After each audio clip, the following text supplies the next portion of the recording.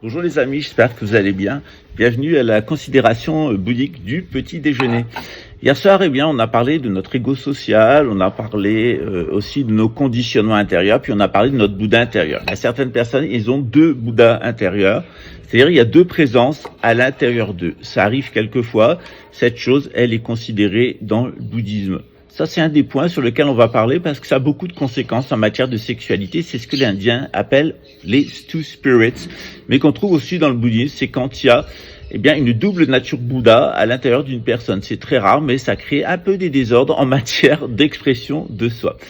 Il y a un autre désordre qui intervient souvent, c'est ce qu'on appelle l'environnement toxique. Et l'environnement toxique, en règle générale, il vient du décèlement des 5 agrégats. Dans le bouddhisme, on pense que notre nature Bouddha, qui est là fondamentale, elle est entourée de conditionnements, et ces conditionnements, ils se passent un petit peu comme ça. Il y a les bons conditionnements, et puis il y a les mauvais conditionnements.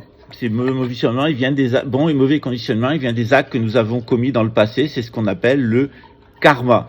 Ce karma, il se constitue à chaque fois que nous commettons des actes qui ne sont pas en accord avec l'ordre cosmique.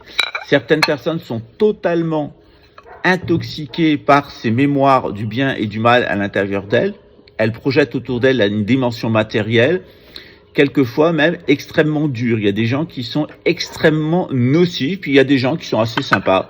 C'est plutôt le bien qui l'emporte. D'autres personnes, c'est plutôt le mal qui l'emporte. Elles sont extrêmement toxiques. Ce dimanche, on va parler des environnements, et en particulier de l'environnement et des personnes toxiques pour retourner à notre nature Bouddha, qu'on en ait une ou deux. Ça se limite à deux, faut pas non plus exagérer.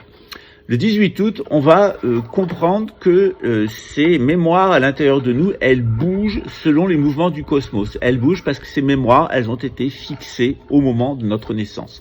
On a 2 outils traditionnels, ou 3 même, pour bien comprendre.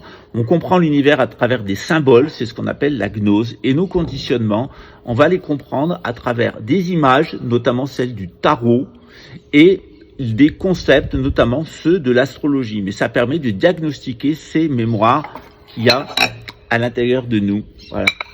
Pour finir en portugais, no Brasil, você pode confiar em todo mundo. Tem 3 pessoas em quem tu não pode confiar. Uma motocicleta de marca Shinerai, cachorro de Carmelita et uma mulher que te chama de vida. Au Brésil, on peut avoir confiance en tout, dans le Bouddha, le Dharma et la Shanga. Il y a 3 choses dans lesquelles vous ne pouvez pas du tout avoir confiance.